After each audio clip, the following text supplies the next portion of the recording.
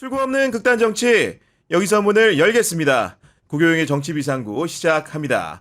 안녕하십니까, 구교영입니다. 이재명 대통령이 3박 6일에 걸쳐 일본, 미국 순방을 마쳤습니다. 전반적으로 성공적인 방어전이었던 평가 속에 앞으로 마주할 과제도 만만치 않을 텐데요. 오늘 토요 특별판에서는 두 분을 모시고 이재명 대통령의 외교 데뷔전을 포함해 다양한 정치권 이슈 이야기 나눠보도록 하겠습니다. 박성태 사람과 사회 연구소 연구실장 오창석 시사평론가 나오셨습니다. 안녕하십니까? 네, 안녕하세요. 우리 오창석 평론가님은 네. 정말로 오랜만에 뵙는 것 같아요. 네. 두 달 동안 약간 이제 휴식기. 네. 네. 아니 휴식기라고 하기에는 밤에 이제 방송을 하셨지만은 네. 또 오전에는 국무 수행하신 거 아니겠습니까 이게? 국무 수행이라기보다는 이제 국무 수행하는 사람들이 어떻게 일하는지 구경했죠. 정확히는. 국정기획위원회에서 활동하셨었잖아요. 그러니까요. 구경 잘했습니다. 국정기획위원회 전문위원이다. 사실 그 타이틀 자체가 네. 굉장히 가볍지 않고 무겁게 느껴지거든요. 그래서 이제 활동이 끝난 이후에도 그 명함 나눠주고 있습니다. 되게 있어 보이더라고요.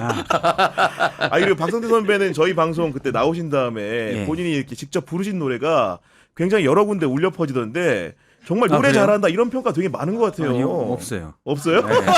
저희가 노이즈를 만든 겁니까 네, 지금? 만든 겁니다. 보여주세요. 별로 없습니다, 반응이. 그런 상황인데 네. 여하간 오늘 같은 경우에는 김건희 씨 얘기를 통해서 좀 시작을 해볼까 하는데 김건희 씨가 특검 기소를 당하면서 입장문을 기자들한테 배포했는데 그 내용이 너무 기이한 것 같은데 오찬석 평론가님 이거 어떻게 해석해야 됩니까?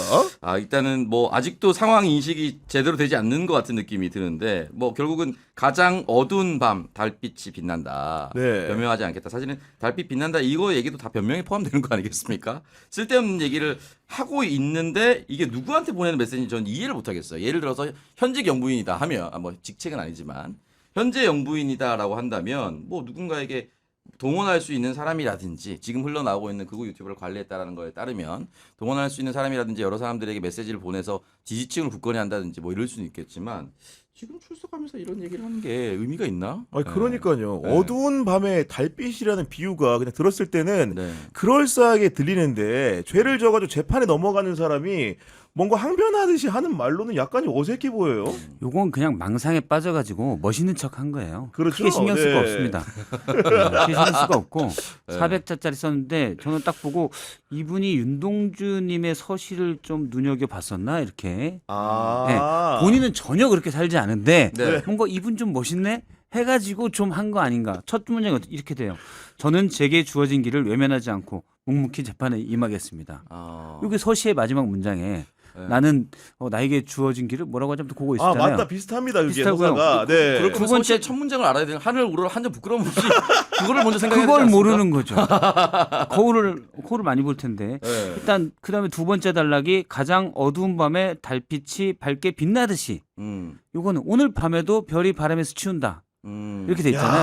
야, 그렇네. 네. 네. 약간 본인이 V0인데 그래도 구속 기소 됐는데 그냥 가긴 아쉽다. 뭔가 폼나는 문장을 내가 하나 써야 되겠다. 해서 그냥 본인이 들었던 아름다운 문장들 막 넣어서 얘기한 거예요. 네. 근데 여기에서 이제 저 역시 뭐 이 시간을 견디겠습니다. 뭐 주어진 길을 외면하지 않고 이게 이제 징역을 오래 사는 길이에요. 크게 신경 쓸 필요 없습니다. 역시 우리 멋낸 거예요, 박성태 멋낸 선배가 징역을 오래 사는 길이에요. 국문학도 있기 때문에 굉장히 윤동주의 서시를 빌어가지고 네. 심층 해설을 해주신 네. 것 같은데. 그거 딱 보니까 그냥 멋있는 말은 다 갖다 썼어요. 그리고 이제 특검 그 상대로도 굉장히 적대적인 자세를 취하지 않고 고맙다고 한 부분 같은 경우에는 지금 사실은 많은 분들이 착각하시는데 김건희는 1차 기소가 된 겁니다. 가장 기본적인 범죄들 예. 검찰에서 초벌구이한 범죄들이 기소가 된 거고 네. 특검에서 새로 인지한 범죄들 수사 중이에요 지금. 7개 추가되지 않았습니까? 그러니까요. 23개 네. 그렇다고 이제 들었었는데 초벌구이만 제가 생각한 징역 더 될 거예요. 이배용 씨 거는 이제 나왔잖아요. 그렇죠. 그러니까. 그래서 이배용 네. 씨의 거 나온 게 개인적으로는 굉장히 분노하면서 되게 반가웠던 게 각 공공기관장이 두려움에 떨 것이다. 하나만 이렇게 꽂았겠습니까? 그렇죠. 예, 네. 말도 안 되는 사람들이 많이 꽂혔기 때문에. 그렇죠. 공공기관 운영법에 따르면 공공기관이 331개가 있습니다. 아, 331개. 네. 사장과 감사 보통 네. 이 두 자리가 핵심이잖아요. 예. 최소한 금부치가 600개 이상이 있을 겁니다. 그렇게 아, 산술적으로는. 산술적으로. 아니 이 정도면은 금부치가 그 정도 되면 진짜 예전에 그 문재인 대통령 금괴 얘기했었던 거 여기가 거기네. 아니, 그러니까 금괴 문재인 대통령의 수장이네. 금괴가 아니고 예. 이분이 수장이 아닐까 싶은데 네. 야 제가 정말 오늘 오면서 예. 생각이 든 게 뭐 금값이 오른 게 이분 때문이야? 라는 생각이 들더라고요. 야 이렇게 사들이니까 네. 그런 문제가 아니, 있지 않을까. 사서 주려고. 예. 종로에 작물이 좀 많이 나오지 않을까요? 김금속 거리에. 아니 근데 그 김건희를 둘러싼 여러 가지 금품 관계들이 하나둘 이제 베일을 벗고 있는데 아 목걸이부터 팔찌 브로치 여기까지 뭐 장신구 나오다가 이제 금 거북이 이렇게 나오니까 네. 도대체 이분의 끝은 어디인가 금품 수수 행태의 끝은 어디인가 음. 더한 것도 나올 수 있지 않을까라는 생각을 안 할 네. 수가 없어요. 아, 그럼요. 저는 그래서 원래 땅 장사를 좋아하셨던 분이기 때문에 누군가의 땅을 가지고 뭐 하려고 하지 않았을까?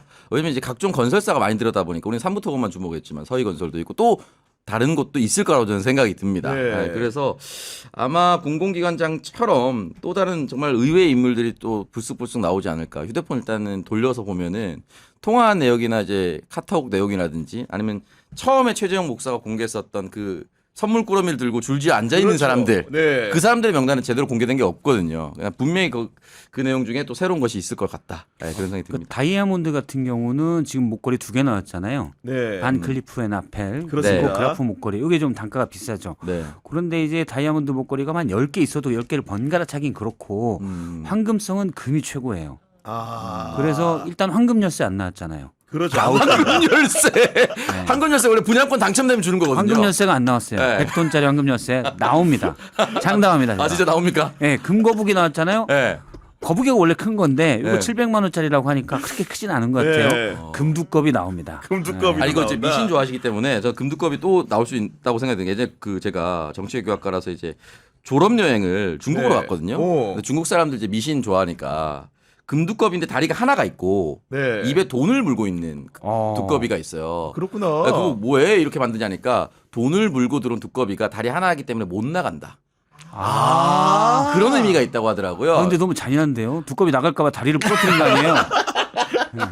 아니, 그러니까 아마 잔인해요. 여러 가지 의미를 담은 선물들이 추가적으로 나올 수밖에 없어요. 금두꺼비 다 했을 때 이게 올드 패션이잖아요, 사실은. 너무 원래 올드 왜냐면 패션이죠. 바쉐론 콘스탄틴을 계속 목사님 앞에서 이렇게 하면서 설명하지 않았습니까? 근데 이게 완전히 뉴비인데 올드 패션이 금두꺼비가 하나 나왔으니까 추가적으로도 분명히 또 다른 의미를 담은 무언가가 나오지 않았을까. 예, 이런 의미 설명이 좀 좋아하거든요. 김건희가 사실은 정상적인 인물은 아니라고 생각은 했지만은 그래도 명색이 검찰총장까지 한 분의 부인이니까 일말의 양심은 존재하여서 이런 금품은 좀 이렇게 가려받지 않을까 했는데 이거 보니까 주면 받나 봐요 그냥. 그렇죠. 그러니까 제가 이제 예전에 디올백 논란 됐을 때 얘기한 게 있는데 이분이 재산도 꽤 되잖아요. 공직자 재산 신고로만 80억이 넘는데 이런데도 이렇게 받았을까? 이분이 이제 사업을 하면서 사실은 코바나 컨텐츠 협찬사를 모으는 게 중요한 거거든요. 그렇죠. 그러면 매일 누구에게 가서 좋은 소리 하고 물론 이제 남편이 검찰총장이 된 다음부터는 이제 달라졌겠지만 그 전에는 아마 그런 일들을 매일 부탁하고 이런 일을 했어야 돼요. 근데 남편이 중앙지검장 되고 관심을 딱 받고 권력자가 된 다음부터는 다른 분들이 자기 곁에서 머리를 조아리는 거예요. 그걸 즐긴 것 같아요. 야. 그걸 즐겨서 일단 뭐 금품도 좋아하고 네. 근데 내가 옛날에 한 4, 5년 전만 해도 이분 가서 바지가랑이 잡았는데 이분이 나한테서 금두꺼비를 갖다 주고 머리를 조아리네. 기분 좋아라. 말로는 늘 아유 왜 자꾸 가져오세요. 아 다음부터는 가져오지 마세요. 근데 최재형 목사가 다음에 진짜 작은 거 갖다 주려니까 안 만나줬잖아요. 야 정말로 이제 그 김건희의 기소가 이렇게 새로 시작되는 기분인가라는 게 들든 것이고 맞물려가지고 같은 날에 보니까 그 내란 특검 같은 경우에는 한덕수 전 국무총리를 예. 기소를 했는데 안타깝게도 영장은 기각이 됐습니다. 그래서 기각이 돼서 매우 분노해서 이제 민주당 의원들 중에 이제 몇몇은 내란 특별재판부 설치하자 이렇게 얘기를 하는데 또 일각에서는 또 한덕수는 다 불고 나왔다. 모든 걸 불고 나왔고 인정을 하면서 김앤장의 비호 아래 형량을 깎기 위한 시도를 이미 하고 있다. 뭐 이런 얘기도 하더라고요. 그래서 네. 기름장어 별명인데 김앤장어라고 인터넷에도 김앤장어 괜찮네요. 김앤장어라는 이제 네티즌들의 이야기가 올라오고 있습니다. 네. 아니 근데 한덕수도 죄책이 김건희 문제에 대해서도 가볍지 않은 게 기본적으로 김건희한테 서희건설 회장이 로비를 하니까 그 맞사위를 기본적으로 또 이제 자리를 앉혀주는데 이런 과정에 선물 구조가 김건희를 경유해서 청탁이 가는 거 아닙니까 이게? 그렇죠. 그럼 한덕수도 분명히 그런 부분에 있어가지고는 자유로울 수 없는 사람이라는 거죠. 그렇죠. 그리고 뭐 내란 방조 혐의라고 했지만 사실은 저는 개인적으로 생각할 때는 내란의 중요 임무 종사자일 가능성이 커요. 근데 아직 밝혀지지가 않은 거죠. 관건은 12월 3일 11시 12분에 한덕수 추경호의 7분 통화. 뭔 얘기를 했었겠냐. 그 다음 즉시 이뤄진 게 뭐냐면은 윤석열과 추경호의 44초 통화예요. 아 이어서 그게 이제 11시 12분에서 19분까지 한덕수 추경호 통화가 있었고 그 다음에 11시 22분 3분 요때쯤에 추경호 윤석열 통화가 있었거든요. 상식적으로는 뭔 얘기했었겠어요. 한덕수한테 들었지. 안 봐도 이게 비디오입니다. 이제 딱인 네. 거죠. 물론 추경호 원내대표는 전 원내대표는 뭐라고 얘기했냐면 여기에 대해서 미리 말 안 해줘서 미안하다. 이렇게 얘기했다고 했어요. 근데 그 전에 7분 동안 통화가 뭐 있었겠냐. 한덕수 7분 동안 뭐예요 지금 예를 들어 추경호가 몰랐어요. 그렇죠. 네. 뭐예요 지금 한덕수가 지금 대통령이 이래서 그 긴박한 때 구구절절히 그걸 설명했겠냐. 제가 볼 때 설명 1분 그 다음에 5분은 앞으로 추경호 원내대표가 할 일 계엄 해제를 어떻게든 방어를 해야 된다. 네. 이거 일단 뭐 어쨌든 간에 대통령이 한번 저질렀는데 이거 가야 된다. 그러니까 추 원내대표가 잘 막아주세요. 그러면 1부는 복습 정도가 있겠죠. 그렇게 이루어진 건데 이 둘 사이에 통하고 두 명이 부인해버리면 녹음이 안 돼 있으니까 그러니까요. 지금 그걸 못 밝혀내고 있는 거예요. 그런데 이게 그래서 안타까운 게 그다음에 이제 문체부 장관과의 통화도 있었죠. 그다음에 한예종만 유일하게 폐쇄가 됐죠. 문체부 그렇죠. 산하기관. 그래서 저는 한덕수가 이게 그냥 내란 방조 정도가 아니라 내란의 중요 임무 종사자일 가능성이 크다. 근데 아직 시간이 짧아서 그거를 특검이 몰박히고 있는 건데 그러니까요. 밝힐 거라고 봅니다. 근데 그 와중에 한덕수가 운이 좋게 영장을 피했던 것은 기본적으로 이제 비상계엄을 모의하는 자리에 동석을 했잖아요.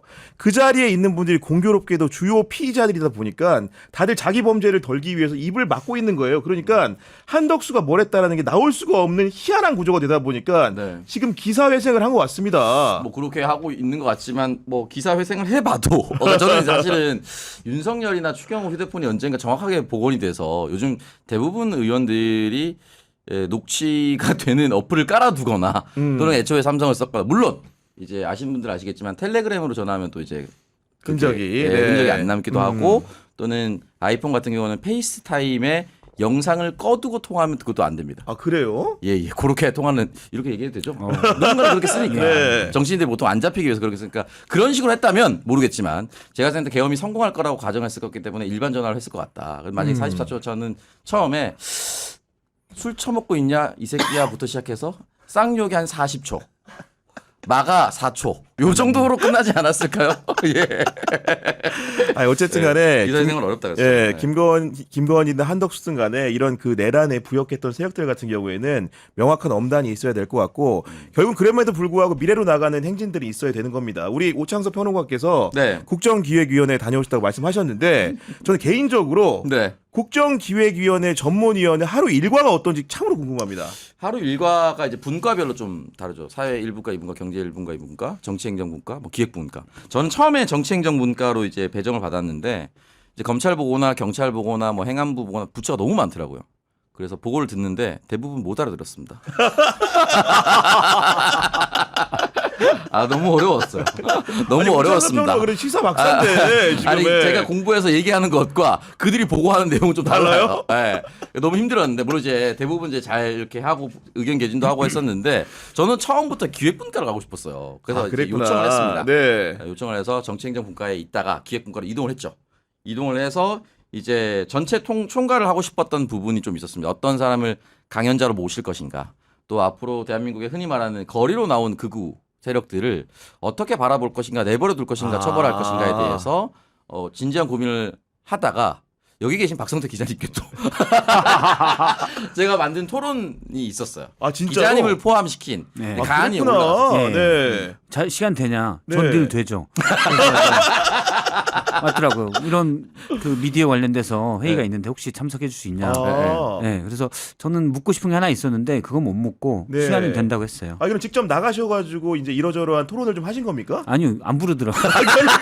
왜 안 부르 결론적으로? 예. 무산됐습니다. 그게. 그 토론회가. 이제 왜냐면 기획군까지 제가 뭐 꾸린 여러 가지 강연 모임과 이런 토론 모임이라든지 이런 게 다 있었는데 국정기획위가 초중반에 접어들면서 그 분과에서 제가 아이디를 올릴 때까지만 해도 다양한 걸 받아들여서 하겠다라고 해서 하겠다고 했으니까 제가 연락을 드린 거예요. 당연히 그랬겠죠. 근데 이제 갑자기 이제 그 분위기가 좀 바뀌면서 어떤 게 바뀌었냐면은 이제 아무래도 지금 국정기획위는 정권이 출범한 상태이기 때문에 평년처럼 이제 인수위를 꾸려서 이렇게 시작할 겁니다가 안 돼요. 우리가 이렇게 아무리 회의를 하고 있어도 정부나 당에서 법안을 통과시킨다거나 가고 있으니까 실제로 거기 시행령을 그것대로- 해버리면은 이거 다시 네. 다 삭제되는 거예요. 그래서 그런 부분에서 중간에 킬된 부분이 좀 많이 있었습니다. 그렇구나. 그런 부분 좀 아쉬웠고 정치행정분과에 있을 때 검찰의 첫 번째 보고를 받았었는데 이제 이게 중간에 이제 끝났으니까 다 얘기하면은 일단 그 검찰들이 보고하러 들어왔었는데 굉장히 좀 모욕적이었습니다. 왜냐면은 이한주 연구원장님 그리고 여태 정치행정분과장이었었던 이해식 의원이 함께 앉아 있었는데 얘기를 쭉 듣다 보니까 검찰이 이것도 하겠습니다, 저것도 하겠습니다. 다 좋아요. 듣기만 하면. 근데 정작 검찰 개혁 내용은 누락되어 있었습니다. 야, 그러니까 이재명 정부의 수건 사업인 네. 검찰 개혁에 대해서는 이런 방구도 없었다. 아예 없었습니다. 아예 누락이 되어 있었다. 대단하다 진짜로. 네. 그래서 중간에 회의를 끊었어요. 끊어서 비상회의를 했죠. 옆방으로 와서. 근데 어떻게 검찰 개혁 내용이 빠질 수가 있지? 라고 얘기를 하고 다시 돌아서 얘기를 했더니 저희가 대통령님 공약집을 좀 늦게 받아가지고 요걸 소책자로 만들려고 하다가 시간이 안 돼서 소책자로 못 만드는 바람에 가져오지 못했습니다. 복사본은 있습니다. 복사본 가져왔어요. 네. 확인해야 되니까. 복사본을 가지고 또 옆방에서 토론을 했는데 검찰 개혁을 하면 안 되는 이유에 대해서 가져왔어요. 야, 그 검찰 개혁에 어. 대해서 다루긴 다뤘는데 그 네. 얘기가 방어적인 내용만 잔뜩 있는 내용을 갖고 와가지고 네. 이재명 대통령의 공약처럼 검찰 개혁을 하면은 안 되는 이유와 또는 이제 흔히 부작용이라고 하죠. 그런 거에 대해서 설명을 했습니다. 그러면 이제 일단 1차적으로 아까 전에 대통령 공약집을 늦게 봐서 그 부분 확인 못했다는 건 거짓말이죠. 그렇지. 네, 일단 거짓말이 한번 드러났어. 공약이 반영이 안 돼 있는데 보니까는 반영이 안 돼 있었고 프린트를 해왔다고 했는데 어쨌든 가지고 왔으면 보여줘야 될 거 아니에요. 그러니까 차라리 늦게 보고를 받아서 이렇게 책자가 아니라 프린트 철해 올 수밖에 없었습니다라고 얘기를 했으면 상관이 없었는데 가렸었죠. 근데 그 이면에 또 비화를 또 하나 말씀드리면 이거 이제 이름을 말씀드릴 수 없습니다. 모 위원께서 모 위원. 요 자료를 보면은 다 분노하잖아요. 거기서 황희석 변호사나 그렇겠지, 김경래 당연히. 모든 이문정 검사 다 분노했는데 모 위원이 이해식 분과장이 이제 다른 회의 때문에 잠깐 갔다가 다시 들어왔을 때 일단은 검찰이 가져오긴 가져왔습니다라고 하면서 살짝 비호하려는 움직임이 있었습니다. 아, 진짜로 그 회의 석상에서 이름은 밝힐 수 없지만 이름 밝힐 수 없습니다만. 야, 그래서 그거를 옆에서 이제 다른 위원들이 참을 수 없어서 아닌데 근데 내용을 저희가 다 봤는데 반대로 담아놨습니다. 라고 옥신각신. 이게 그동안 검찰 개혁이 안 됐었던 여러 가지 이유 중에 하나겠구나. 우리 그랬구나. 내부에도 검찰을 감시하고 보고를 받기 위해서 들어갔다가 빡쳐서 나와서 다시 조지려고 들어가는 와중에도 위원장님 준비는 해왔습니다라고 눈치려고 하는 사람이 있었다. 이런 것들이 실제 내부에 들어가 보니까 너무 좀 충격적이었었던 것이고 검찰이 준비한 자료에 보면은 뭐 예를 들어서 대통령의 취향 저격 공약이라든지 이런 것들은 저희가 한번 시행령을 빨리 해보겠습니다. 되게 가벼운 것들. 근데 그게 이런 건 해오고 검찰개혁 법안을 안 해보니까 너무 빡치는 거고 취향 저격 법안은 뭐야 이렇게 얘기가 나오는 거죠. 근데 거기서 답변 제가 정확하게 했죠. 왜냐면 그거 제가 만들었거든요. 대통령의 취향 저격 공약 리턴즈 전체 총괄을 제가 했습니다. 그러니까요. 그러니까 이거는 네. 대통령 페이스북에 올라와서 확인했다는 건 거짓말인 거죠. 검찰개혁 법안도 대통령 페이스북에 올라와 있었어요. 그러니까 하나부터 열끝까지 안 하려고 온 겁니다. 그러니까 2차 보고도 하루 전에 누가 배석할 것인지 네. 어떤 내용을 보고할 건지를 보고해달라고 했는데 그지같이 보내서 2차도 아예 취소가 됐습니다. 야. 이런 식으로 현재까지 왔기 때문에 검찰개혁의 계획은 굉장히 지난하다, 힘들다. 그래서 저는 이제 공중분해하는 수준으로 가는 것이 맞다라고 생각이 듭니다. 조금이라도 불씨를 남겨두면은 물론 이제 보완을 해야 될 것이 있겠지만은 조금이라도 불씨를 남겨두면 이 사람들은 똑같이 역습을 하겠다라는 생각이 네. 좀 들었습니다. 예. 아마도 이제 보고를 당시에 국정기획위원회 하는 시점은 고위 간부 인사가 있기 전이었던 거죠. 그렇습니다. 인사 발표가 다 신무정 있죠. 체제에 있었던 분들이 그대로 있을 때 예, 그 전부. 대검에서 당시에 보고를 했던 것 같은데. 네, 그래서 거기에 앉아 기억에. 있었던 사람도 대표적인 친윤 인사였고 그 옆에 이제 호승진 지금 최근에 이제 사직서를 냈는데 네. 민주당 당사 압수수색하러 들어왔던 사람입니다. 아 그렇군요. 그러니까 인물 몇 면도 그런 식으로 이제 배석을 하다 보니까 이한주 연구원 입장과 이한주 위원장님 입장과 이해식 분과장 입장은 분노할 수밖에 없죠. 일단 사람이 들어오는데 얼굴이 이게 얘네들이 오는 게 맞아? 라는 생각이 드는 거죠. 그리고 반대편엔 이문정 검사가 앉아 있으니까 그들은 또 열받고. 아니 저도 네. 이제 검찰을 기관으로서 출입을 해봤습니다만은 검찰처럼 어떻게 보면은 정권을 두려워하지 않는 조직은 정부 부처 중에 없지 않습니까, 선배? 검찰이 사실상 제일 세죠. 왜냐하면 옛날에는 안기부가 셌잖아요. 그렇죠. 네. 그 전엔 보안사였고 그다음에 전두환 때 안기부로 돼서 이거는 법 밖에 있는 네. 조직이었죠. 사실은 음. 법을 넘어서 본인들이 얘기하죠. 음지에서 일한다. 그래서 이제 가장 셌고 검찰도 무시하고 다 했고 왜 그냥 북한 문제다. 그러면은 안기부가 다 해서 그렇죠. 법이고 뭐고 경찰이 뭐고 다 했으니까. 그런데 이제 민주정부에 들어오면서 DJ 때 이후부터 모든 건 사법체계 안으로 들어왔죠. 안기부가 힘을 좀 잃어요. 그럼 사법체계 안으로 들어왔을 때 집행권을 누가 갖고 있냐? 법을 해석해서 집행하는 검찰이 갖고 있죠. 준사법기관이라고 얘기를 하잖아요. 그다음부터 모든 권력이 사실은 검찰한테 간 겁니다.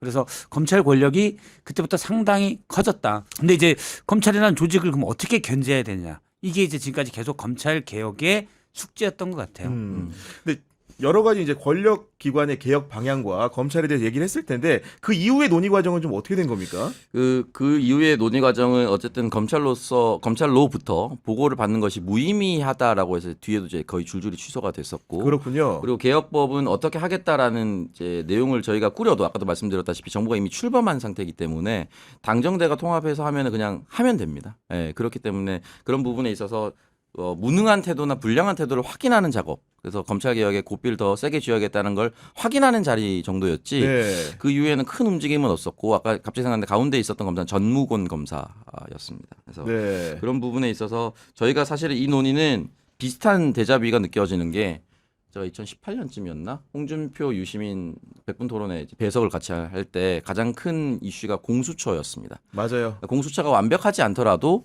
출범을 시켜놔야 한다라는 것이 이 민주진영의 이제 입장이었는데 그 이후에 이제 문정부에서 공수처가 출범하고 나서도 힘이 없다. 또 인사 공수처장, 뭐 차장 다 약한 인물이다. 뭐 이런 식으로 하면서 무용지물 아니냐 이렇게 얘기했지만 사실은 출범시키는 것이 굉장히 중요하다라고 느꼈던 것이 만약에 공수처가 없었다면 오동훈이 아니었다면 윤석열 체포부터 시작해서 주요한 작업을 공수처가 못했을 겁니다. 그러면 아예 뭘 못하는 경우도 생겼을 텐데 지금 검찰개혁도 저는 마찬가지라고 생각이 들거든요.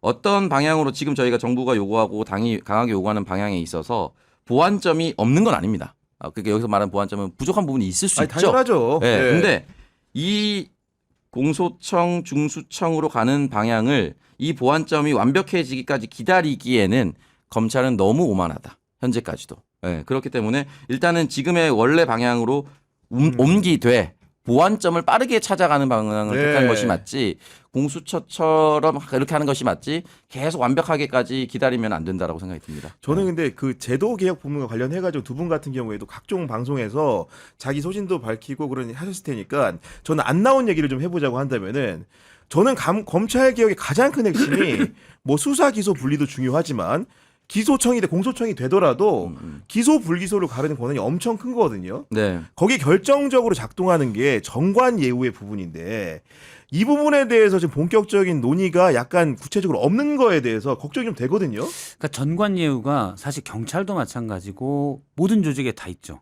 뭐 특히 세무서 많습니다. 그렇죠. 그리고 뭐 공정위도 많이 있고. 근데 이 부분을 그러면 전관예우라고 어떤 타이틀을 들고 가냐? 아니에요. 그냥 전직이 가서 하면은 물밑에서 그 영향을 끼치는 거잖아요. 저는 이것들을 할 수 있는 거는 내부적으로 감시 장치가 많이 있어야 돼요. 내부가 안 되면 내부에서만 안 된다면은 그 관련된 안이 올라왔을 때 외부에서도 할 수 있는. 예를 들면 이제 지금 같은 경우는 감찰 조직들이 있죠.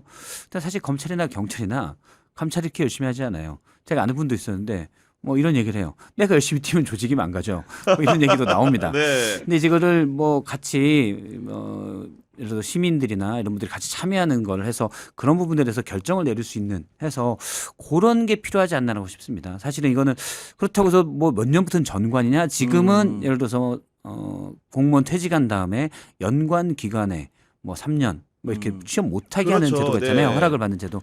근데 이제 검찰들은 너무 광범위해요. 세무서도 너무 광범위해. 맞아요. 뭐 네. 검사가 퇴직했다고 해서 변호사를 개업하면 3년 동안 하지 마라? 이건 또 조금 애매할 수 있거든요. 네. 그렇기 때문에 약간 그런 각각의 사례들을 좀 구체적으로 들여다보고 견제할 수 있는 장치가 필요하다. 저는 그렇게 봐요. 제가 이 말씀을 드리는 거는 헌법상의 검사에게 보장된 게 영장 청구권이라는 게 있고 기소 독점을 하고 있기 때문에 이 부분은 헌법을 고쳐야 되는 문제다 보니까 네. 그 하위에 있는 제도를 설계하는 과정에서 이 요소들에 굉장히 전관의 입김이 많이 작용을 하거든요. 네. 그리고 그 돈 시장이라는 것이 블랙머니가 네. 거기서 돌아가고 있는 건데 그 부분에 대해서 사실 개선을 하지 않는다면 사법 불신을 피할 길이 없다. 그 사실은 최근에 이제 손석희의 질문들 시즌 3가 시작되면서 문영배 헌법재판장 대행이죠. 네, 재판소장 대행에 이제 손석희 앵커도 질문했었던 게 바로 그 부분이거든요. 우리 사회가 돈으로 재판의 결과가 바뀐다라는 것을 동의하느냐는 그러니까 일정 부분 동의한다. 그래서 성장 배경이라든지 그러니까 여기서 말하는 성장 배경이라는 것은 예를 들어서 재벌 회장이 잡혀오면 그 회장님과 성장 배경, 네. 학벌, 출신, 누구 혼맥, 친한 거 이런 걸 통해서 유착 관계가 형성되면서 소위 말하는 전관 누구 한 명 데리고 오면서 아니, 맞습니다. 화려한 변호팀이 시작되는 거 아니겠습니까? 그런 좌지우지되는 부분이 있기 때문에 조금 재판부가 조금 더 엄밀해야 된다라는 취지로 말씀하셨는데 참 이게 쉽지 않은 것 같아요. 그 말씀하셨다시피 어떻게 설정을 할 것이냐. 그러니까요. 차라리 예. 쉬운 설정 하나는 있어요. 그 정치권에 나와서 지금 법안이 어떻게 될지 모르겠는데 판검사들이 퇴직 후가 3년 동안 정치권 못 오게 하는 거. 이런 건 좀 손쉬워요. 이런 건 좀 손쉽습니다. 이런 건 손쉬운데 회사로 가는 거에 대해서 뭐 직업 선택의 자유 뭐 이런 거 바로 들고 나올걸요? 맞아요. 네, 네. 그렇기 때문에 좀 쉽진 않은데 전관은 정치권은 들어오는 순간은 바로 오픈이 되는데 일반 재판은 대부분 우리 모르고 지나가는 모르고 분들이 지나가죠. 워낙 네. 많은 거죠. 그러니까 예를 들어서 예전에 안대희 이런 분들 전관 뭐 50몇 억 바로 날라갔지 않습니까? 정치권에 들어오면 확인이 되는데 일반 재판으로 들어갔을 때는 거의 확인이 되지 않으니까. 근데 이걸 일일이 공무원이 아닌데 이 사람이 어떤 로펌으로 가서 전관을 받기 시작했다 하는 것도 좀 불가능한 내용인 거고. 네. 그래서 말씀하셨던 폐해는 충분히 이제 동의하고 개선해 나가야 된다라고 생각을 하면서도 어떻게 해야 할 것인가에 대한 고민을 좀 같이 해봐야 되지 않을까 싶습니다. 그리고 네. 붙여서 좀 여쭤보면은 네. 국정기획위원회 위원장 이한주 위원장이잖아요. 예. 사실 그분도 어마어마하게 파워풀한 분인데 네. 우리 평론가님하고는 네. 개인적으로 원래 아는 관계입니까? 이한주 연구원장님은 이제 예전부터 이재명 대통령의 뭐 책사 또는 이제 선생님, 뭐 멘토 이런 식으로 이제 얘기를 했었고 그 이전에는 민주연구원 원장을 역임을 하고 있었습니다. 이재명 당대표 시절에. 그렇기 때문에 이제 그때부터 여러 가지 활동을 했었고 이한주 연구원장님도 저를 알고 있었고 네. 왜냐하면 아까 취향 자격 제가 만들었다고 했었지만 저는 꾸준히 이제 당 대표님께 보고하는 것도 있었고 이런 거 있었으면 좋겠습니다, 저런 거 있었으면 좋겠습니다라고 얘기를 했는데 그거를 조금 본인께서 궁금하시거나 네. 조금 더 정확하게 풀고 싶을 때 마치 그 손준성 보냄처럼 창석 보냄으로 창석 보냄으로. 연구원장님한테 몇 번 보내셨나 봐요. 그러니까 제가 가끔씩 대표님 그 죄송한 복사로 보내시면 안 됩니까? 그래서 대표님 실 비서관이랑 보좌 그랬구나. 관분들도 나중에 지나가다 뭐 그 얘기 좋았어요. 어떻게 알았어요? 오창석 보냄으로 와요 이렇게. 그대로 보내주시는 바람에. 아니 근데 그래서 알고 있었고 뭐 케미나 이런 건 당연히 좋았고 연구원장님 이제 위원장님께서는 제가 보면 볼수록 놀란 게 모든 분과 이제 돌아다니면서 이제 참관도 하시고 지시도 하시는데 거의 돌아다니는 또 다른 이재명이었습니다. 모든 정책이나 이런 것들을 정확하게 알고 있었습니다. 그래요. 네, 정말 대단하신 그 분이에요. 대통령과의 네. 생각과 예. 완벽하게 혼연일치된 얘기들을 했다는 거죠. 그러니까. 네, 완벽하게 혼연일체가 네. 있었습니다, 진짜로. 아니 그리고 저는 얼마 전에 왜 그런 얘기를 왜 꺼냈냐면은 그 분과 회의하는 사진이 실렸는데 네. 예. 우리 위원장 최측근처럼 나오는 거 아니, 이렇게 나와. 검찰 보고 봤는데 제가 이렇게 고르게. 사실 제가 다른 방송 남천동에서도 말씀드렸지만 몇 명이 저를 알아보는 것 같아서 눈을 마주칠 수가 없었습니다. 혹시 나를 고발하면 어떡하나. 저는 그때도 말씀 남천동에서 말씀. 저는 그리 깨끗하게 살지 않았습니다. 다시 정치할 생각도 없습니다. 나를 건드리지 마세요. 네, 난 놀면서 살고 싶습니다. 어디로 술 먹고 왔습니다. 네, 그런 네, 앞서 이제 검찰 개혁 관련돼서 저도 이제 검찰은 네. 고쳐쓸 수 없는 지경에 이르렀다라고 네. 보거든요. 예, 앞서 예. 이제 막강한 권력을 가지고 있는데 윤석열 총장, 윤석열 대통령을 거치면서 검찰이 제대로 공정한 수사를 하지 않고 하는데 자 그러면 검찰을 완전히 없애는 게 맞느냐? 저는 거기에 대해서는 좀 반대되는 의견이에요. 그러니까 왜 그러냐면 지금 다 이게 정치권이나 많은 분들이 얘기하는 거 특수수사 관련된 부분이거든요. 이건 당연히 견제나 뭐들을 해야 될 부분이 있습니다. 그런데 특수수사 관련된 부분은 저는 어느 정도 충분히 견제하거나 없애거나 네, 정리가 필요하다. 정리가 필요하다. 근데 일반 형사에서 그러니까 21년에 1차 검경 수사권 조정이 있었죠. 문재인 정부 때. 저는 약간 그게 문제점이 많은 거였습니다. 왜냐하면 검찰의 경찰에 대한 통제가 크게 이제 수사권에 대해서 수사권은 크게 수사 개시권, 그다음 수사 지휘권, 수사 종결권 이렇게 있습니다. 개시를 누가 할 수 있느냐? 옛날에는 경찰도 아예 못했죠. 못했죠. 네, 검찰이 시작해라야 할 수 있는데 예전에 개시가 시작됐고 그 다음에 수사 중간에도 계속 검찰과 경찰이 예전에는 사실은 검찰의 지휘를 검사의 지휘를 받았었는데 금장이 빠지고 이제 협력하여가 됐습니다. 그다음에 수사 종결권도 이제 경찰이 불송치를 하더라도 검찰에서 다 보고를 했어야 돼요. 근데 그것도 네. 없어졌어요. 경찰이 그냥 불송치 끝. 근데 자체 종결권을 갖게 됐었어요. 그런데 문제는 뭐냐면 보안 수사나 이런 부분에 대해서 예전에는 중간 수사 그러니까 개시와 종결권은 경찰이 좀 가져도 된다고 보는데 수사 지휘에 대해서 경찰이 그냥 막 하다가 좀 잘못하거나 또는 사건을 뭉개고 있어요. 또 경찰이 일이 많으니까 실제 그런 일들이 많이 벌어지고 있습니다. 적체나 이런 것들이. 네, 수사 네. 적체되고 수사 적체되니까 실제 현장에서는 수사로 경찰들이 잘 안 가요. 힘드니까. 그래서 이제 예전에는 사실 있잖아요. 어떤 범법자가 있어요. 큰 아주 큰 상해, 살인 있다고 봐요. 그럼 이 사람을 어떤 범죄를 할 거냐. 그러면 검사랑 협의해서 잘 법으로 하려면 이쪽이 낫다라고 하는데 경찰이 그렇게 하면 그럼 가르마를 타주면 그런 식으로 가면서 서로 협의하면서 했거든요. 근데 보안 수사나 이런 것들이 없어지면서 경찰이 알아서 하려고 하는데 이게 좀 막혀요. 근데 경찰이 예전에 검사한테 엄청 당했거든요. 그건 제가 알아요. 한 20년 전에는 검찰 수사관이 웬만한 서장도 그냥 맞아요. 지시하고 막 네. 그랬어요. 그래서 거기는 분노가 있어서 이제 니네랑 우리랑 동등한데 그래서 그런 협의를 잘 안 합니다. 그러면 나중에 송치할 때까지 검사도 어차피 보안 수사나 나중에 온 다음에 얘기할 수 있으니까 가만히 있어요. 그러다가 왔으면 이제 송치를 해요. 검사가 볼 때 이게 좀 부족하거나 이렇게 하면 재판에서 질 것 같은데 라고 하고 보내면 경찰이 그건 네 생각이지 하고 일단 또 묵혀놔요. 기분 나쁘면. 네. 지금 그런 일들이 현장에서 많이 벌어지고 있어요. 그래서 이런 부분에 대한 보완책이 필요하다. 제가 이제 다른 방송에서도 얘기하는 게 1년에 형사사건이 160만 건입니다. 근데 이제 일반 피해 조금만 이게 권력자들은 오히려 본인이 피해나 또는 본인이 어떤 연루가 됐을 때 해결하기 쉽습니다. 그런데 서민들은 맞습니다. 그런 부분 그냥 있죠. 경찰이 네. 저도 이제 가까운 사람 중에 어떤 폭력 피해를 당한 사람이 있어요. 경찰한테 가서 얘기하는데 경찰이 본인이 당한 CCTV도 못 보게 해줘요. 그러면 그래요? 그냥 네. 저는 그게 법적으로 막 물어봤었는데 자세히 우아하네요, 그 사람의 개인정보 보호 이런 거기 때문에 안 된다고 그러더라고요. 본인이 당한 CCTV도 이제 경찰이 확보한 그거를 안 보여준다고 그러더라고요. 어떻게 당했냐를 알아야 되잖아요. 네. 그것도 이제 경찰이 그냥 우리가 봤어요. 당신은 됐어요. 그럼 끝입니다. 야, 그렇구나. 그러면 이게 사건이 언제 진행됩니까? 언제 진행되냐고 해도 가만히 있으면 움직이지가 않아요. 경찰은. 그럼 나중에 무혐의로 만약 했어요. 근데 경찰이 저도 이제 경찰도 알고 기자할 때 아시겠지만 그럼요. 다 검찰도 아시죠. 알고 그런데 네. 경찰에게만 온전히 수사를 맡겨놨을 때 저는 피해가 훨씬 큽니다. 왜냐하면 경찰이 그러니까 저는 이렇게 생각해요. 모든 조직에 사실은 일부 비리들은 다 있어요. 검사도 비리 있고 기재부도 비리 있고 공정위도 있고 세무서도 있고 다 있습니다. 없는 사람도 많지만 비중이 어느 정도나 있냐 이런 거고 검사도 많죠. 경찰도 많아요. 근데 경찰이 사실은 권력이나 또는 지역 권력자 이런 분들과 유착이 물론 검사들도 제가 볼 때 많이 있어요. 수사관들도 많이 있고. 지금 그런데 말씀하시면서 겪었던 거에 대해서 비판하고 싶은데 또 여기 검찰에 반대하는 사람 좀 오해하실까 봐 맞아요. 그래서 그래요. 오해하는 계속 예, 들어와요. 네, 그러니까 근데 저는 이쪽이 훨씬 더 심각하다는 문제가 있죠. 그렇기 때문에 여기에 대해서는 검사도 통제를 할 수가 있어요. 그러니까요. 견제와 네. 균형의 견제와 원리가 필요하다는 거죠. 제가 말하는 게 그러니까. 견제와 네. 균형. 그러니까 검사를 잘못한 거 거기는 공수처나 경찰에서도 볼 수 있게 하면 되는 거고. 맞습니다. 네. 근데 경찰이 모든 사건을 지금은 물론 과도기적일 수도 있는데 지금은 모든 사건을 제대로 처리할 수 있는 역량이 사실은 좀 안 돼요. 그래서 저는 최소한 보안 수사나 이런 데에서는 물론 정성호 장관은 어떻게 얘기했냐면 만약에 직접 수사 보안 수사를 직접 수사 안 해도 이건 형사부 문제입니다. 특수부가 아니라 형사부 문제에서 보안 수사를 직접 수사까지도 가야 된다. 검찰 수사관들이 뭐 이렇게 얘기했지만 그거는 저는 좀 세밀하게 따져볼 필요가 있지만 최소한 사건 단계 송치 전까지는 지금은 검찰이 손 놓고 있거든요.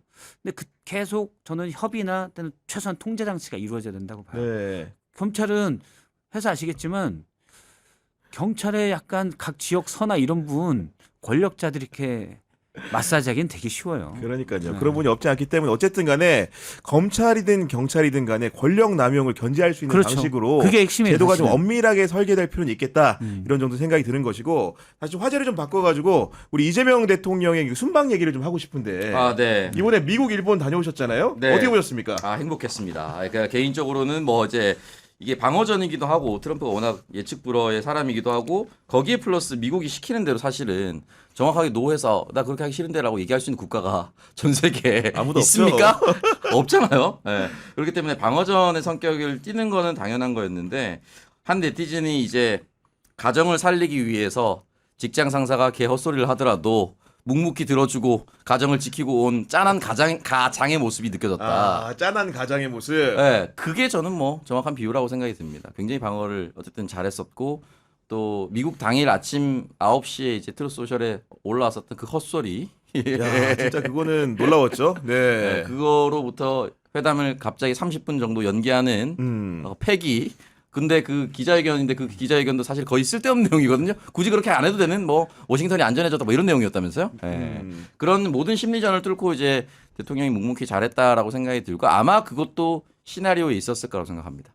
돌발 시나리오. 네, 네네. 당일에 뭘 뒤흔들 수 있다 또는 하루 전에 뒤흔들 수 있다. 그래서 이제 주요 참모들이 얘기를 하면 강홍식 비서실장이 또 인터뷰에서 대통령은 가장 담담했다라고 얘기를 하지 않았습니까? 네. 그런 부분에 있어서 정말 수만 가지 시나리오를 두고 준비해서 잘 성과를 이끌어냈다라는 것과 또 전현직 그 참모들이 모두 다 도움을 주셨을 거라고 생각해요. 이제 강경화 전 장관 같은 경우는 임명 전에 이제 또 합류를 해서 했고 아마 김현종 특명 정권대에서도 아마 뒤에서 예, 많은 도움을 줬을 거라고 생각이 드는 것이 문재인 정부 때 이제 남북 정상회담이 있고 굉장히 평화의 분위기가 한반도에 드리우지 않았습니까?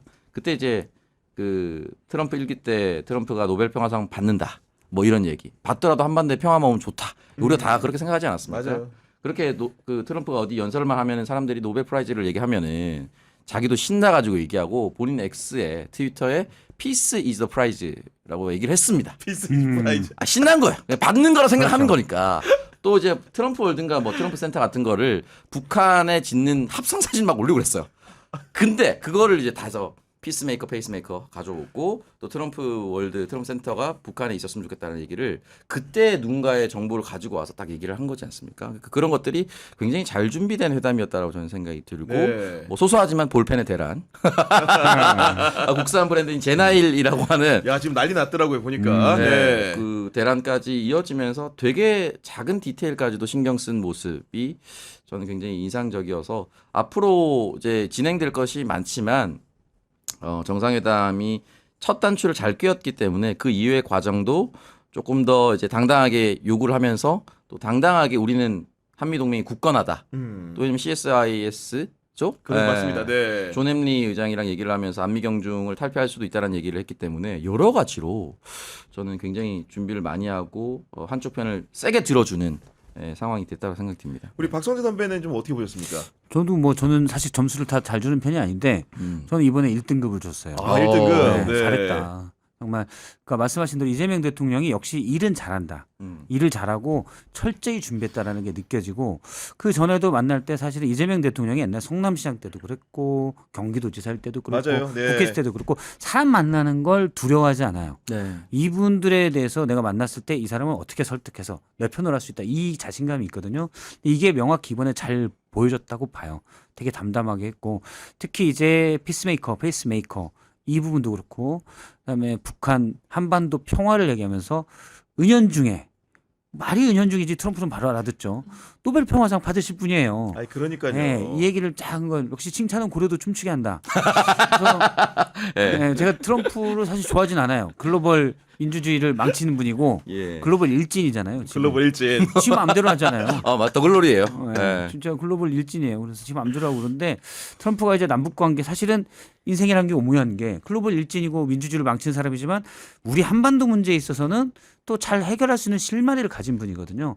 근데 이재명 대통령이 또 좀 많이 띄워줬잖아요. 그래서 또 트럼프가 신나서 그런 걸 했다.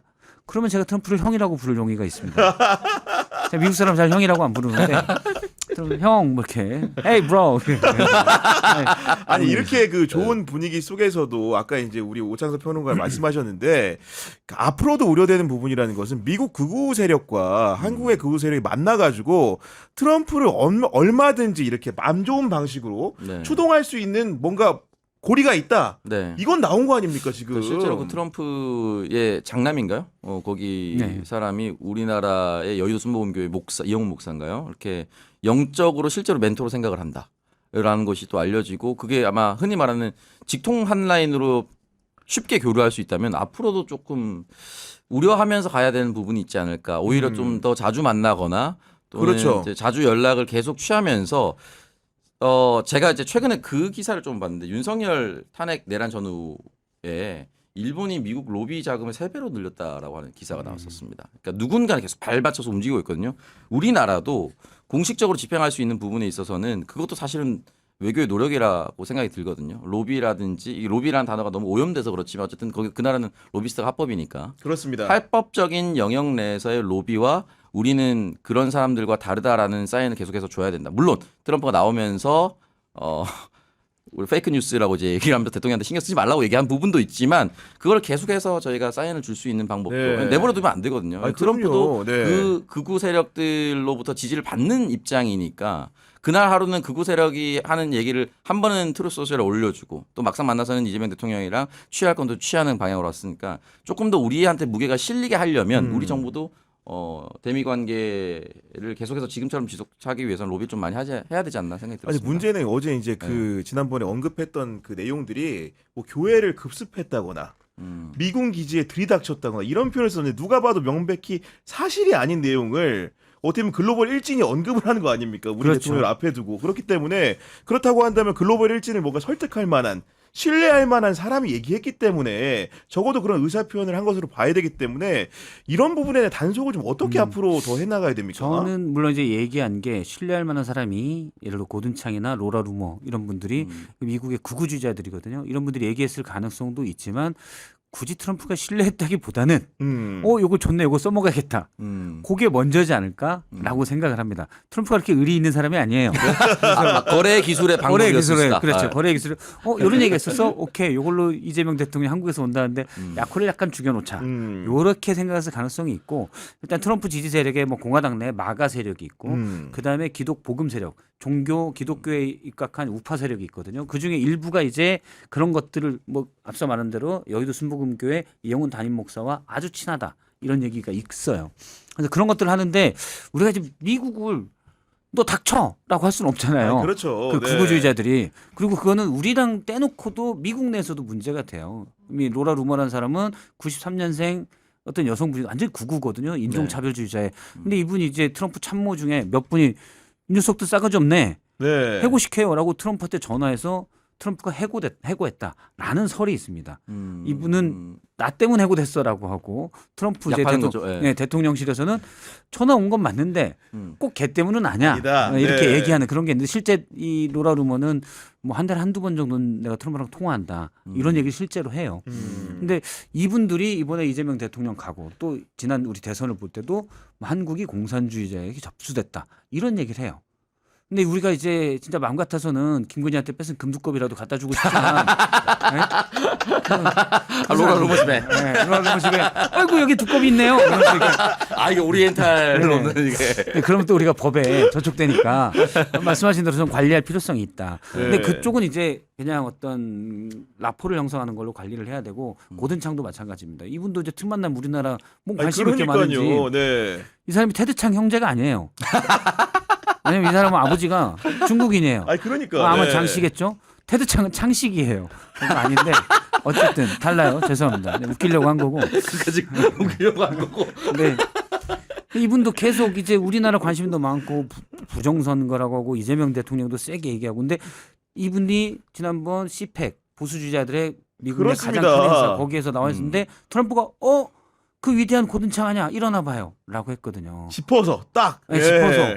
이분도 우쓱해서 일어났겠죠. 그러니까 트럼프가 사실은 하는 자기에게 대해서 아주 좋은 말을 해서 활용하는 겁니다. 그러니까 트럼프나 이 백악관을 관리하는 거는 트럼프는 국내 정치용으로 그분들을 관리하는데 실제 국제 정치에서 노벨 평화상 이런 거는 우리도 잘할 수 있어라고 해서 따로 관리를 이번에 강훈식 비서실장이 한 것처럼 맞아요. 그렇게 네. 하는 건 한 트랙.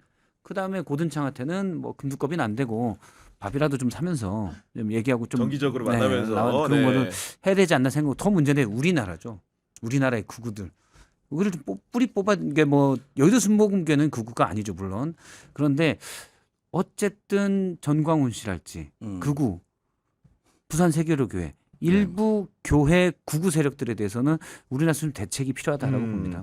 아니 흔히들 얘기하면 탄창 형제. 그러니까 이제 고든창, 모스탄 모스탄, 뭐 이런 모스탄. 건데 그 모스탄 같은 경우에는 국내에서 어떤 흐름을 가지고 어떤 사람과 만나는지가 동선이 나와 있는데 고든창 같은 경우 저도 쭉 찾아보니까 한국인 누구랑 접촉하는지도 정보가 없어요.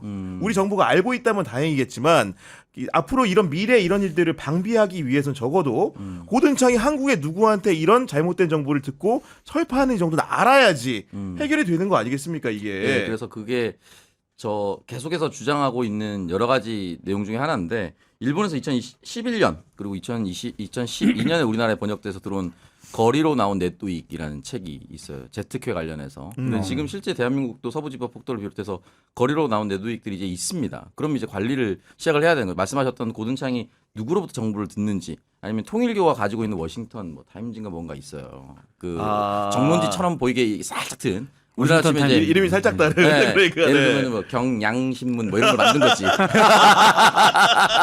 어디서 뭐 들어본 메이저 경향신문. 그런 거 하나 있어요. 그런데 기고에서 막 돌리고 막 그래요. 그래서 그런 것들이 어디가 출처인지를 정확하게 밝혀내서 아니라는 것을 외교 라인이 한번 텄으니까 얼굴도 보고 마주보고 앉아서 텄으니까 바로바로 이제 무마시키고 진화시킬 수 있는 방향으로 좀 나아갔으면 좋겠다. 그리고 대통령께서 필리조선소도 방문을 하셨지만 그렇게 되게 우리가 미국을 위해서 도움을 주고 있고 함께 하려고 한다는 공식 행사에는 아마 대통령께서 기회가 되시면 아마 되게 자주 가실 것 같습니다. 아니라는 걸 정확하게 입증을 해주는 거는 대통령이 직접 행차하는 거 말고는 답이 없어요. 맞아요. 예, 그래서 그런 의미에서 당연히 필리조선소가 잘 되길 바라면서도 가신 게 있겠지만 우리가 너네 나라의 조선업과 제조업에 대해서 진심으로 함께하고 싶고 살리고 싶어 한다라는 의지를 많이 보여주셔야 될 거. 당분간은 그럴 수밖에 없을 거라고 그러니까요. 봅니다. 그러니까 이번에 되게 이재명 대통령이 잘한 점이 그런 것 같아요. 그러니까 구구들이 미국 내 구구 세력들이 트럼프의 귀를 옆에서 간질간질하면서 그럼 미국 내 정치에서 트럼프도 정치적 어느 정도 가져가는데 되게 유리하고 활용하는 거거든요. 트럼프도. 근데 이재명 대통령이 트럼프와 라포를 형성하면서 그런 것들을 차단하고 믿음을 주는 사람으로 일단 포지셔닝이 됐다. 또 강훈식 비서실장이 수지 와일스랑 그렇습니다. 한라인을 네. 만들었다. 이건 상당히 좋은 신호라고 봐요. 네. 저는 뭐 앞서 말한 대로 어떤 트럼프가 뭐 그 목사 누구 미국 내 기독복음 세력의 한 목사가 있어서 그 말을 잘 듣고 그분이 또 우리나라 어느 목사와 친하다 이런 얘기들도 있는데 트럼프가 그렇게 뭐랄까요 독실한 신자 같지는 않아요. 독실한 신자면 그렇게 살 수가 없어요. 네. 그래서 이분은 그냥 이해관계에 따라서 가라성도에 가라성도. 가라성도. 네. 저 그렇게 봐요. 네. 그냥 교회 재밌으니까 가는 거예요. 이분이 뭐 제가 볼 때는 독실한 신자가 그렇게 살 수는 없어요. 전 종교가 없는데 제 기준으로 볼 때는 네네. 네. 그래 보이죠. 실제로 그래 보여요. 네. 그래서 뭐 거기에 딱 구속된 건 아니고 뭐가 더 나한테 이익이지? 이걸 움직이는 사람이거든요. 그러니까 우리랑 친하게 지내면 이익이야. 그러면 미국 구구가 트럼프에 대한민국 관련해서 영향을 주는 걸 어느 정도 차단할 수 있다라고 봅니다. 그리고 이제 국내 정치 얘기를 좀 해봐야 되는데 국민의힘 신임 당대표로 장동혁 의원이 선출이 됐는데 제가 이제 우리 선배 방송을 모니터링하다 보니까 뭐 이런 얘기도 깜짝 놀랐는데 그 일부에서 장동혁 측근들 그룹 일부에서 예. 그 지금 그 정규 방송들의 시사 프로그램들에 그 쉽게 얘기해서 보수 패널들이 친한계로 완전히 도배가 돼 있다. 예. 이런 얘기가 진짜로 나오는 겁니까? 그렇죠.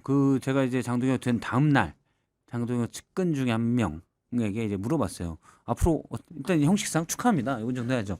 그 전에는 그분이 이제 제가 진행을 맡는 프로그램에 장동혁을 출연시키겠다 그래서 됐어요. 그건 얘기하고 네. 그건 됐습니다라고 얘기를 하고 근데 이제 됐으니까 인사치레로 축하합니다. 근데 앞으로 어떻게 할 겁니까? 그러니까 이제 김민수 최고위원 얘기하기 전에 그 얘기를 하더라고요. 각 방송에 패널들이 보수 패널들이 나오는데 대부분 친한계다.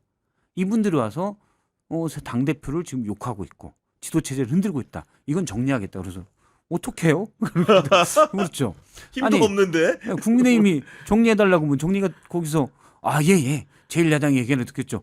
윤석열이 대통령일 때도 안 된 거를 지금 어떻게 그러니까 하냐. 말입니다. 그래서 제가 물론 뭐 전환기를 주스 같은 데는 영향력을 끼칠 수가 있겠죠. 근데 어느 정도 신뢰받는 매체에서는 불가능한 일입니다. 라고 했더니 약간 놀라더라고요. 아니 우리가 제1야당인데 우리 말을 안 듣냐.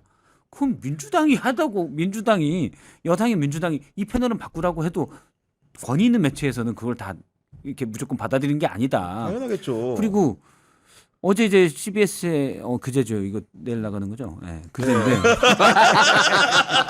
네, 죄송합니다. 괜찮습니다. 괜찮죠? 좋습니다. 아주 현실감 있어요. 이거 보니까, 통으로 네. 잘라도 되잖아요. 괜찮아요? 네. 다시 할까요? 아니. 바로 갑니다. 인점 예. 잡고 다시 할게요. 네. 제가 그제 그 CBS 방송에 왜 웃으세요? 인점 티나잖아요. 그제 얘기하는데 김민수 최고위원이 출연했거든요. 예. 이분 지상파 방송에 못 나와요. 너무 극단적이고 반헌법적인 하기 때문에 제가 근데 그 측근에게 그 얘기를 했어요. 주변에 있는 분들이 다 그런 분들인데 방송에서는 일단 시청자를 제일 중시하기 때문에 당연하죠. 어느 선 밖에 넘어간 사람들은 못 나온다. 당신들이 그런 분을 패널을 하면 지금 어떻게 보면 그런 패널이 예전으로 따지면 이준석계, 지금으로 따지면 보수 중엔 친한계밖에 없다. 왜냐하면 당신들은 구구랑 놀지 않느냐. 근데 잘 이해를 못 하더라고요. 야, 이런 논점 착오가 정말로 그들 세계에 너무 물들어가지고 정치를 하시는 분들조차도 네. 그렇게 된 걸까요? 아니면 잠깐 그런 척 하는 겁니까 지금? 그러니까 그 세력이 워낙 강력하다 보니까 직책을 받고자 하는 사람들이 더 빨려 들어가는 상황인 것 같아요. 사실은 이제 김민수 최고 얘기하셨지만 원외가 차석으로 최고위원 되는 거 진짜 쉽지 않거든요. 너무 어려운 일이죠. 그러니까 전직 국회의원도 그렇게 되는 거 쉽지 않아요. 근데 한 번도 국회의원 되지 않았던 사람이 차석으로 그렇게 올라간다라는 것 자체가 이 당의 지형도가 너무 무너져 있다라는 것이고 지금 국민의힘 지지율이 정당 지지율 보면 계속 빠지고 있는데 그게 결국은 무당층으로 나와 있는 정상적인 보수들 여기서 말하는 정상적인 보수는 내라는 잘못됐다라고 생각하는 보수들입니다. 그런 보수들이 계속 빠지면서 전당대회에 누가 돼도 싫으니까 뽑지 않는다거나 이런 식으로 이제 방관이 이어지다 보니까 이제 계속 극심화되는데 저는 결국은 정당이나 정치 세력이 크게 교체되기 위해서는 큰 선거에서 또 져야 됩니다. 대선을 지고 이걸 받아들이지 못한 잔당들이 지금 이 정당을 이끌어가는 건데 내년 지방선거까지 더 크게 참패를 해야 조금 쇄신의 기미가 보일락 말락하지 않을까. 지금 한동훈계는 움직일 수가 없고 분당설이 좀 돌았었지만 저는 처음부터 조금은 부정적이었던 것이 분당을 하려면 일단 돈이 있어야 되고 안철수 의원처럼 자기 돈 태우고 다시 돌려달라고 얘기한다거나 한동훈 전 대표가 그 정도는 있어 보이진 않을 것 같고 그리고 본인만 나간다고 해서 쇄신처럼 보이지 않습니다. 유능한 또는 이제 참신한 새로운 인물을 영입하면서 정당을 만들어야 되는데 그게 그 정도 급이 안 됩니다. 예를 들어서 2012년 안철수급이 안 돼요. 한동훈 대표가. 그리고 한덕수 얘기 아까 잠깐 나왔지만 한덕수와 한동훈 담화가 있었지 않습니까? 내란 정권을 이어가기 위한 노력을 한동훈도 했었습니다. 그렇기 때문에 국민들이 그걸 다 기억하고 있어서 분당은 좀 쉽진 않은데 숨죽여 있는 상태로 가지 않을까. 다만 김민수 최고위가 얘기한 당원 게시판 문제가 정말 심각하게 대두되어서 네. 심각한 조사가 되어 결과가 우리가 생각하는 모든 그 결과가 나온다면은 네. 다른 방향으로 나갈 수도 있겠다. 근데 이런 부분이 있을 것 같아요. 지금 사실 여권 그러니까 정부 여당으로 대표는 여권에서 어쨌든 대통령 같은 경우에는 귀국과 동시에 장동혁을 만나겠다. 회동을 추진해라. 이렇게 지시를 내린 상황인데 정청래 대표 같은 경우에 내란 세력과는 함께 하기가 어렵다. 나는 보냈지만 적극적으로 만나서 대화할 의사는 없어 보이는데 이런 함수 관계들이 앞으로 좀 어떻게 좀 펼쳐질 것인가. 선배님 어떻게 관망하십니까?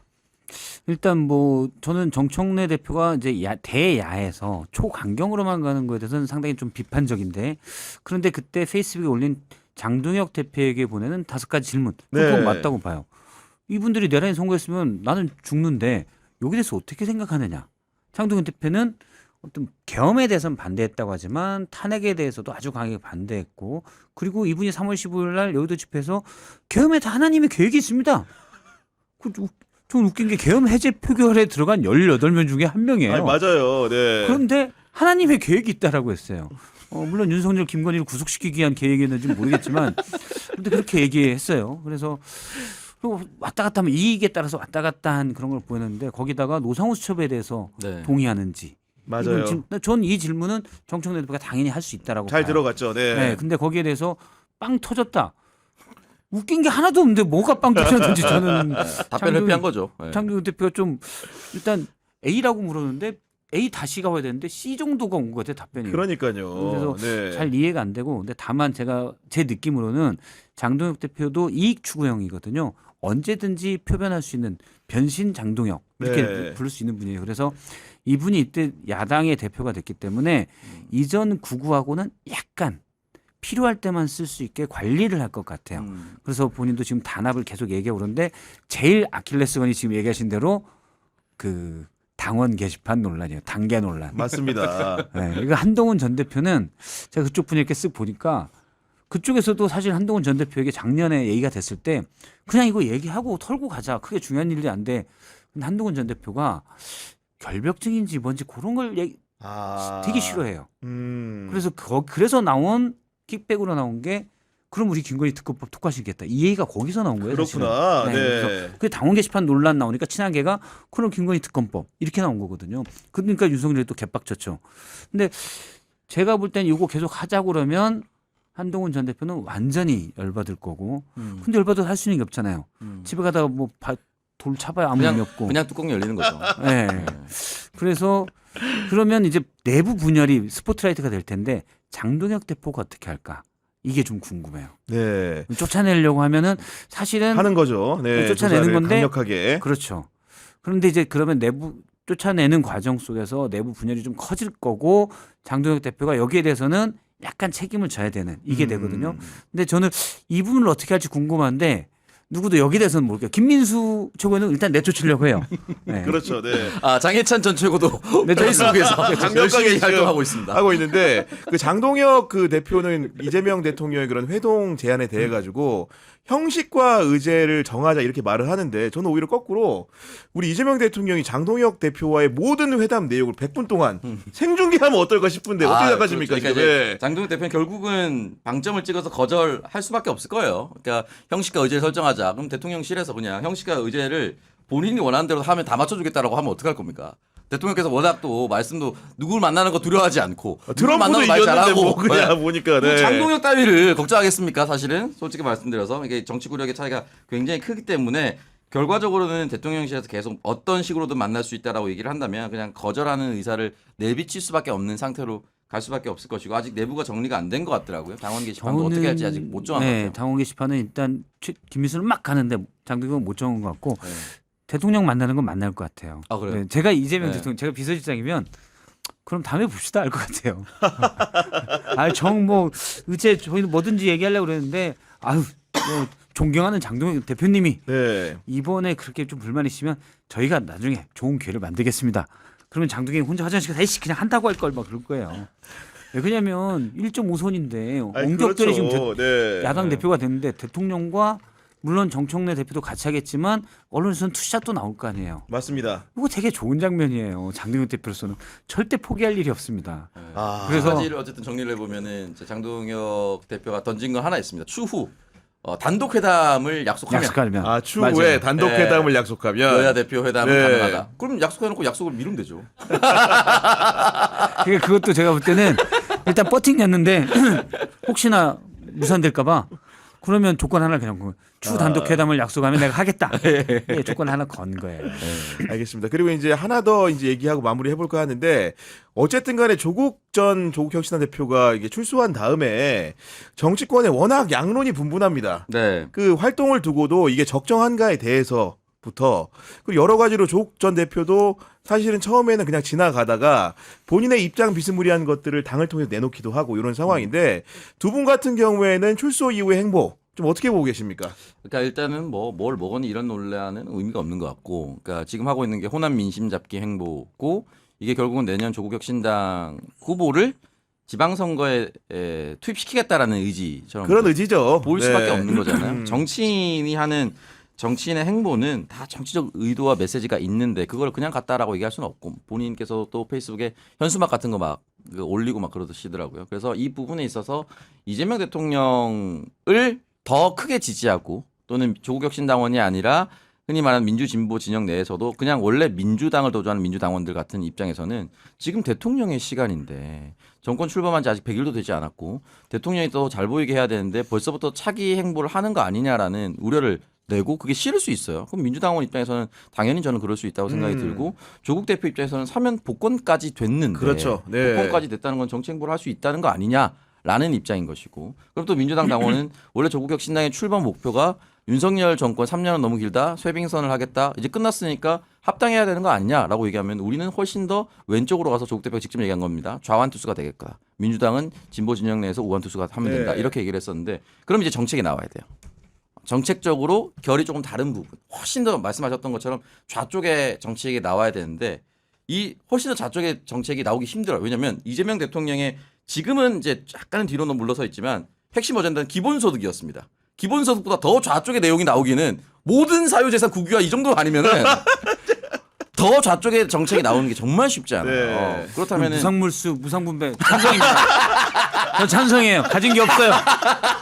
가진 게 없어. 저도 뭐 일정 정도는 뭐 찬성하는 무상물수, 편입니다. 무상분배 합시다 이거. 싹 쓸어가지고 예. 100억짜리 아파트 사는 사람들 다 무상분배하면 이렇게 진짜 정책적으로 나온 게 쉽지 않아서 결국은 패권 싸움입니다. 이거는 인정하실 건 인정해야 돼요. 맞아요. 패권 네. 싸움입니다. 차기를 둔 패권 그렇습니다. 싸움을 네. 지금 정권 출범 3개월도 채 되지 않은 상황에서 하고 있다. 또 하나 말씀드리는 거는 조국 대표의 입에서 나온 발언 아닙니다. 모 방송국을 돌아다니면서 조국혁신당의 관계자가 내년 지방선거를 염두에 두고 있는데, 조국 전 대표는 지자체장 선거가 아니라 민주당의 귀책 사유로 열릴 수도 있는 국회의원 재벌선거에 나갈 수도 있다라고 얘기를 하고 돌아다니신대요. 근데 이제 어떻게 들었냐? 방송 제작진이 들었어요. 얘기해줬어요. 그럼 되게 몇 번 수차례에 걸쳐서 이 얘기를 하고 있다라는 것인데, 물론 조국혁신당 입장에서는 민주당의 잘못으로 누군가 날아가서 민주당 후보를 못 낼 거니까 우리가 나가는 게 맞지 않느냐라고 하실 수도 있지만, 결국 그러면 원내로 들어와서, 여러 가지 유니버스인데 원내로 들어와서 조국혁신당과 민주당이 지방선거 이후에 합당을 해서 당대표를 준비하는 거 아니냐, 그래서 당권을 잡아서 다음 총선의 총선 권한을 조금 더 쥐락펴락하려고 하는 거 아니냐라는 시나리오를 생각할 수밖에 없습니다. 그러니까 이런 부분을 정치 고관여층이라면 바보가 아닌 이상 보이는 거거든요. 그럼 이번 부분에 있어도 속 시원하게 답변을 해주신다면 좋은 것이고, 그거 루머다, 그 사람이 잘못 얘기한 거다 라고 얘기한다면 또 다른 돌파 방법이 있겠지만, 어쨌든 민주당 당원에서는 대통령의 시간을 조금 더 지켜주길 바라는 마음이 크다. 네. 우리 박성준 선배는 좀 어떻게 보고 이제 계십니까? 몇 가지 갈래 또는 층위로 볼 수가 있는데, 저는 이제 순전히 평론가 입장에서 보면 일단 조국 전 대표가 활동하는 건 본인 자유죠. 네. 오케이. 그런데 자, 이 활동은 본인 자유고 누가 뭐라고 할 수는 없죠. 근데 좀 첫 번째, 이 사면에 대한 명확한 인식이 조국 대표를 좀 못하는 것 같다. 그러니까 처음 나올 때부터 뭐 검찰 비판 전 맞다고 봐요. 근데 검찰의 과도한 기소, 과도한 온 가족 털기가 있었다. 근데 본인이 아예 없는 건 아니잖아요. 대법원에서 유죄 확정 판결을 받았고, 증거가 잘못됐으면 재심을 청구하면 될 일이고, 근데 조국 당 의원 물어보니까 그런 건 아니다라고 얘기를 해요. 그럼 본인이 잘못한 게 크든 작든 있으면 이것도 같이, 저는 사실 그 잘못보다는 사실 2019년에 이른바 조국 사태로 진보 진영 내에서도 엄청난 분열이 있었습니다. 저는 그게 정말 또 뭐 굳이 진보 진영 내라고 안 해도 그러니까 보수와 진보가 엄청난 분열이 있었잖아요. 맞아요. 네. 여기에 대해서는 어느 명망 있는 정치인이라면 책임감을 느껴야 돼요. 근데 이 부분이 또 없어요. 여기에 대한 반성이 일단 빠져 있는 거죠. 그러놓고 온통 피해자라고만 얘기니까 활동이 없는데 일단 메시지가, 반성 메시지가 빠져 있다는 거. 여기에 대해서는 약간 비판적이고, 또 하나 그다음에 이 활동은 좋다라고 했는데 본인 활동은 자유니까. 그리고 조국 대표가 원래 성격도 그렇고 그렇게 할 거라고 봐요. 조국 대표는 일단 다른 사람 비난 들으면서도 내 갈 길을 가겠다는 스타일이에요. 그래서 네. 그렇게 가는 건 좋은데 그러면 정무적으로 이제 이 활동에 대해서 평가를 해본다면 민주당에서 불만 충분히 있을 수 있죠. 왜 그러냐면 조국 대표의 활동이 이재명 대통령이 말씀하신 대로 힘을 빠지게 하잖아요. 이재명 대통령은 지지율이 떨어지는 것까지 감수하면서 잃은 조기 사면을 해줬는데 거기에 대한 정말로 미안함 감을 가지고 있느냐. 이건 한국적 정서에서 그래서 나 때문에 좀 피해를 봤으면 미안한 감을 가지고 있는 게 기본인데 그런 게 좀 안 보이는 게 본인 활동은 자유지만 정무적으로는 손해다. 그러면 민주당 그러니까 크게 보면 여권 진영 내에 차기 유력 대선 주자가 몇 명이 있을 텐데 조국 대표가 최소한 서너 손가락 안에 들어간 사람이잖아요. 근데 그런 활동으로 괜히 욕을 먹으면서 가는 게 지금부터 할 필요가 없거든요. 한 두세 달 뒤에 활동을 해도 돼요. 그리고 말씀하신 대로 그 조국 혁신당이 제일 부족한 게 그 정책 능력이거든요. 지금까지는 검찰개혁 하나로 왔는데 어차피 검찰개혁은 이제 이재명 정부예요. 네. 가는 방향입니다. 물론 맞아요. 시기나 네. 방법에 대해서 여러 가지 내에서 논란이 있지만 그건 가는 방향이에요. 근데 지금 조국 혁신당이 이제 뭘 얘기할 건지 예를 들어서 뭐 이재명 정부의 검찰개혁이 엄청나게 미진하다. 그거는 사소한 의견일 수 있는 거지. 다 뜯어고치자 하기는 조국 혁신당이 애매할 거예요. 그러면 정책적 역량을 보여줘야 되는데 제가 조국 혁신당의 여러 부분을 봐도 좀 그건 없어요. 그러면 만약 제가 참모로서 조언을 한다면 지금처럼 이 지역 돌고 이게 아니라 그건 올 연말이나 추석 지난 다음에 돌아도 나중에는 충분히 되는 것이고. 되는 거거든요. 조국 혁신당의 체력, 내공을 키워야 되죠. 앞서 이제 더 왼쪽이 되겠다고 했는데 제가 조국 혁신당 의원 몇몇 만나보면 실제로 민주당보다 오른쪽에 있는 분들도 많아요. 네. 네. 뭐 실제로 그런 부분이 없지 않습니다. 맞습니다. 네. 실제로 뭐 왜 오른쪽이 뭐가 좋다가 아니라 그냥 오른쪽에 이게 더 합리적이지 않아?라고 생각하는 분들 많아요. 근데 그런 부분에 대한 스터디가 과연 조국 혁신당에 돼 있냐? 저는 이제 그런 부분은 미스라고 보는 거죠. 네, 알겠습니다. 오늘 토요투표판에서는 여야 정치권 상황 그리고 이재명 정부의 외교, 조국 전 대표 행보까지 살펴보는 시간을 가졌습니다. 지금까지 박성태 실장, 오창섭 평론가와 함께했습니다. 두 분 함께해 주셔서 너무 감사합니다. 국영의 정치비상구는 내일 오후 4시에 인물비상구로 돌아옵니다. 탐구 인물은 장동혁 국민의힘 신임 대표와 국민의힘 지도부니까요. 여러분들의 많은 관심 부탁드립니다. 오늘도 긴 시간 시청해 주셔서 감사합니다. 고맙습니다. 고맙습니다.